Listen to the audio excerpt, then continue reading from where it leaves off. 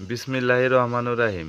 শুরু করিতেছি মহান আল্লাহর নামে, যিনি অত্যন্ত দয়ালু ও পরম করুণাময়।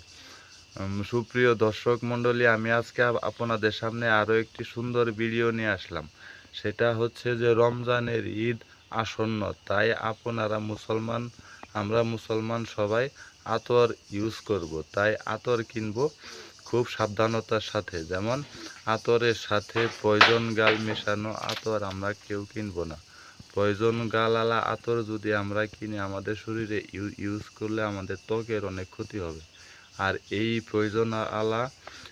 পয়জন গালালা আতর তৈরি হয় মাত্র 5 মিনিটে। তাই এই আতর আমরা কিনবো না, আমরা কিনবো অরিজিনাল আগরের আতর। আর হলো যে আগরের 1 লিটার আতরের মূল্য 16 লক্ষ টাকা।